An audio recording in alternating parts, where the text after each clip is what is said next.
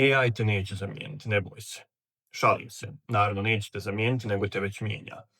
Ono što je danas suština sa AI agentima jeste da ih možete koristiti da bukvalno rade po noći dok vi spavate, da rade različite zadatke i da to naravno bude potpuno sigurno, da ne koristite neke, da kažemo, upitne aplikacije i tako dalje. Naravno, u pitanju je Claude Cowork i njihov schedule tasks, odnosno to su automatizacije koje mogu naravno da rade tokom cijelog dana, ali bolje je kada rade po noći. Ostanite do kraja da vidite zašto je bolje kada rade po noći. Ćao svima, ja sam Borislav Vukojević, ovo je AI Akademija na YouTube-u gdje dijelimo ovakve i slične sadržaje, odnosno edukativnog karaktera. I ukoliko vam se sviđa ovaj video, svakako zapratite i imate u opisu i moju platformu koja naravno ima određenoj free varijanti, ali većina sadržaja je za paid korisnike. Dakle, danas ćemo da prođemo kroz automatizacije, kroz 9 automatizacija u Claude Coworku koje rade po noći. Sad, zašto po noći? Nešto ću reći nešto kasnije, ali je važno da znate da Claude ima prilično, da kažemo, jake barijere sa usage, odnosno sa kvotom koju imate za korištenje, tako da uz dobro planiranje možete da napravite da svaki, da kažemo, sedmičnu kvotu trošite u maksimalnom obliku, a tako što ćete zakazivati zadatke po noći. Zašto to radimo? Naravno, ja vam moram reći da ako hoćete da stvarno iskoristite ovaj potencijal, morate da budete na max planu, dakle najmanje $100 mjesečno, a onda naravno i nešto više ukoliko imate veće zahtjeve. Sa $20 možete testirati, ali nikako ne možete ovo izgurati do kraja. Tako da, ako vas zanima Claude Cowork, ako vas zanimaju agenti, ostanite do kraja videa i vidjet ćete kako ovo funkcioniše. Evo, sad ćemo da vidimo kako izgleda ovaj naš noćni radnik. Dakle, prvo da vidimo koliko je potrošio za 2 noći. Dakle, imamo 9 zadataka koji su raspoređeni od 9 naveče do 6 ujutro. Ima čak jedan i u 8 ujutro, tako da negdje, dakle, otprilike od 9, pola 10 naveče do 9 ujutro, dakle nekih 12 sati. Dakle, da vidimo koliko je naš radnik trošio. Dakle, idemo na usage, evo ga, dakle, nekih 20%, dakle, ovo je max plan u pitanju, dakle, $100, nije koristio ovaj dodatni limit koji imam, dakle, nekih 20%, računam nekih 2-3%, neke sam stvari radio ja usput, tako da nekih 20, pa možda čak i nešto manje, što znači da ovim tempom, ovih 9 zadataka, otprilike, pa nekih, doduše da, taman kad dostigne 100%, on se resetuje ponovo iz početka, tako da mogu fino raditi, dakle, i da imate i dnevni usage, dakle, za neke svakodnevne stvari koje radite.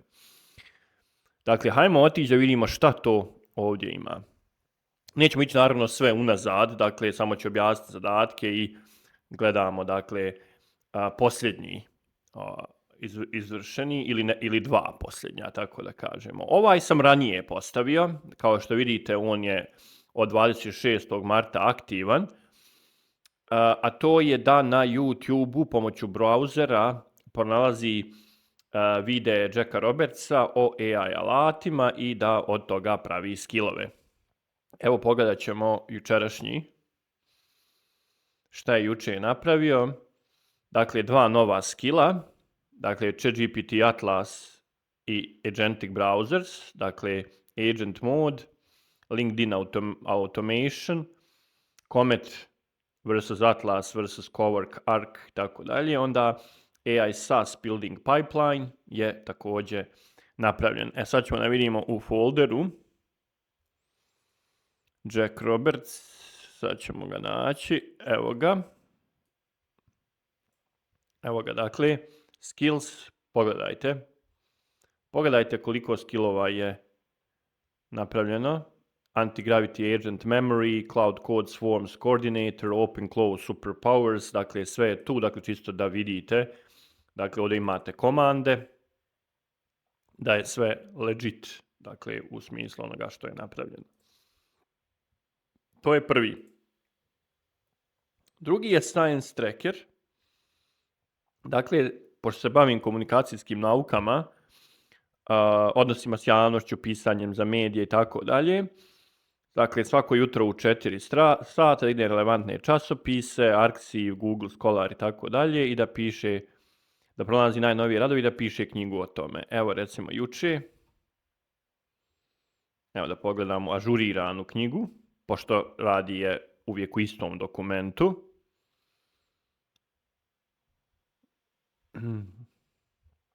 Evo je ažurirana knjiga Umjetna inteligencija u komunikacijskim naukama. 34 strane za sada. Evo ga. Pogledajte.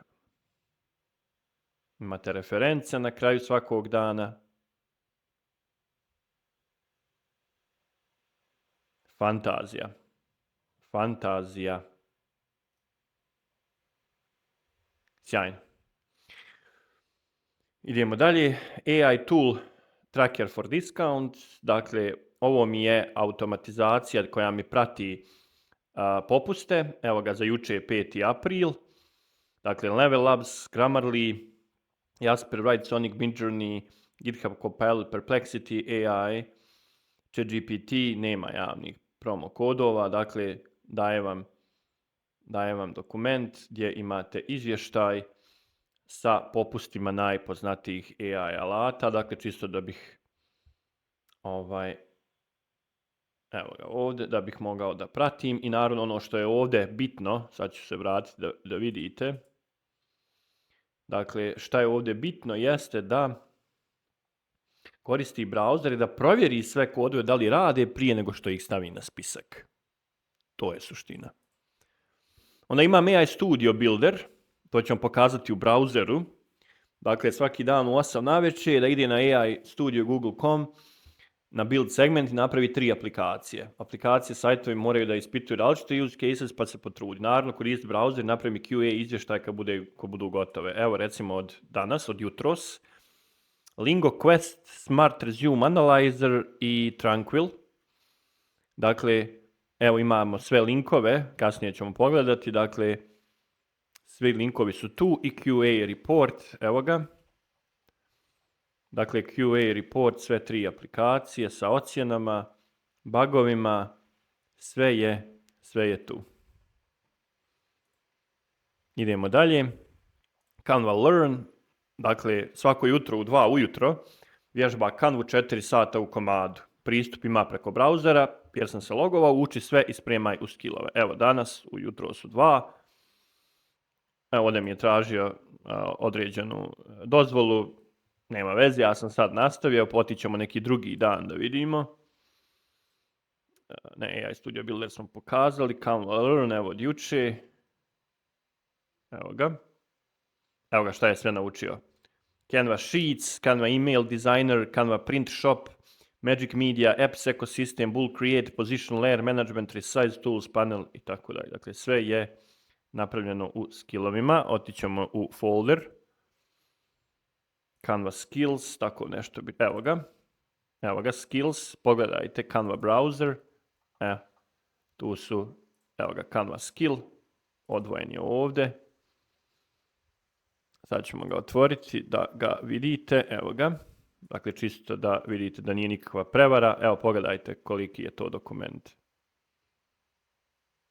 evo pogledajte dokument, ima 24 stranice, ovo je sve skill za agenta da upravlja Canvom. I on to sam uči, dakle koristeći browser dok ja spavam. Idemo dalje. Comic Creator. Dakle da svaki dan u 10:30 navečer kreira 20 stranica strip o nečemu. Ovo je čisto test. Može koristiti Gemini za slike. Dakle, ovo nije bilo dobro urađeno, zato što nije mogao da pristupi browseru, meni se čini. Ne, on je išao u gamu, evo vidimo ovdje, išao je u gamu, a ne u Gemini, to mu je bio, u stvari evo ovdje ima Gemini, aj vidjet ćemo to kako će ispasti na kraju. Milica, Bajt i Zvončica su likovi, ok, super, samo sad nastavlja, ok.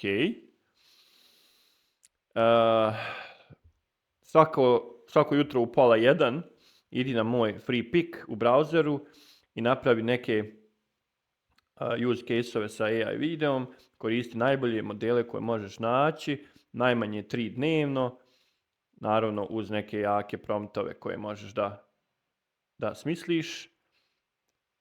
Cinematic Mountain Sunrise, Cyberpunk City at Night, Luminescent Ocean Jellyfish, evo ovdje promptovi.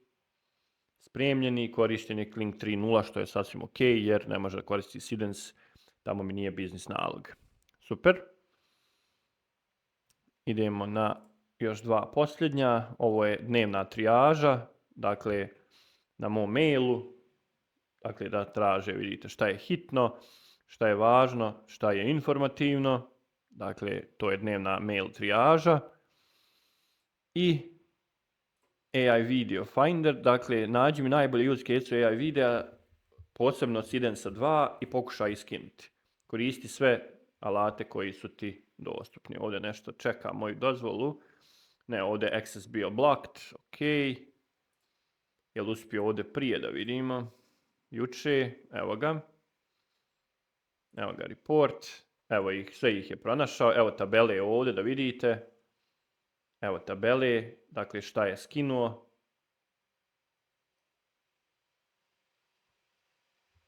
Nevjerovatno. Nevjerovatno koliko je dobro. Dakle, imate linkove ako hoćete, ali ih je i downloadovao. Sjajno. Dakle, gdje ih je stavio? U Sidence 2 examples folder. Odlično. I mislim da je to. Sad ću vam pokazati browser. Evo, ovo je njegov browser u kojem je svašta radio. Dakle, pogledajte, više ne mogu da kliknem gore koliko ima ovih tabova, pogledajte. Dakle, koliko je tabova otvorio, ovdje ima i free pick. Evo, free pick ovdje također je imao otvoren za video generator. Evo, videa koje je napravio, evo, pogledajte. Ovo je prvi. Ovo je drugi. I ovo je treći. Eto ga. Dakle, vidjeli ste u ovih 10 minuta 9 use case-ova, dakle, koji vam govori o tome na koji način možete koristiti Claude Cowork da zakažete zadatke preko noći. Dakle, dok vi spavate, Cowork bukvalno robuje za vas i radi stvari koje vjerovatno nisu bile zamislive prije svega nekoliko mjeseci. Ako vas zanima generalno Claude Cowork, agenti i rad sa agentima, AI alatima, različitih karaktera za dizajn, za programiranje i tako dalje, u opisu dole imate aizdravo.com link za platformu. Naravno, možete se pridružiti kao free korisnik, ali preporučujem naravno za maksimalan kapacitet i da makar probate mjesec dana. Do narednog puta, vidimo se.